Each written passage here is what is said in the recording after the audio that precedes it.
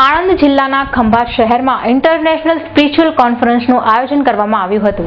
આ પ્રસંગે સ્વાગત પ્રવચનમાં સૈયદ નિમી અશરફ સાહેબે કહ્યું હતું કે ઇસ્લામનો ISIS સાથે જોડવામાં ન આવે તથા ISIS થી ઇસ્લામો દૂર દૂર સુધી કોઈ સંબંધ નથી અને વધુમાં તેમણે કહ્યું હતું કે ISIS જેવા કોઈ પણ આતંકવાદી ગ્રુપ જોડે ઇસ્લામનો કોઈ વાસ્તો નથી।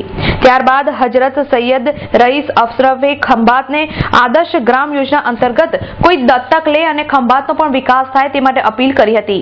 તેમજ તેઓએ આ કોન્ફરન્સમાં પ્રસ્તાવ રજૂ કર્યો હતો જેમાં કોઈ પણ વ્યક્તિ કે સંગઠન દ્વારા દેશમાં અરાજકતા પેદા થાય કે દેશની એકતા અને સંગઠિતતાને નુકસાન થાય તેવું કૃત્ય કરવામાં આવે તો મુસ્લિમ અને તમામ કોમના લોકો એકજૂથ થઈને આવી વ્યક્તિઓ અને સંગઠનનો બહિષ્કાર કરશે।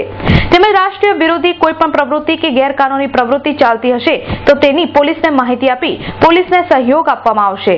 તેઓ પ્રસ્તાવ રજૂ કરતા તમામ ઉપસ્થિત લોકોએ હાથ ઊંચા કરીને આ પ્રસ્તાવને વધાવી લઈ મંજૂર કર્યો હતો।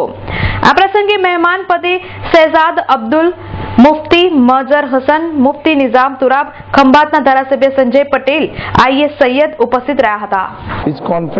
इस प्रोग्राम को हम लोगों ने इंटरनेशनल स्पिरिचुअल कॉन्फ्रेंस की तरफ मंसूब किया है और इसके कई मकसद है। अव्वल तो ये एजुकेशन को आम करना और ख़ास तौर से हमारे समाज में भी तो जो लड़के इस इलाके खंभात के टॉप हुए अपने कॉलेजेस में उनको हम हमारे ऑनरेबल मिनिस्टर मुख्तार अब्बास नकवी साहब और यहाँ के गादीपति सूफी सैयद रईस अशरफ साहब के ज़रिए उनको अवार्ड देंगे ताकि उनका हौसला बुलंद हो और एजुकेशन का माहौल बनता जाए तलबा में।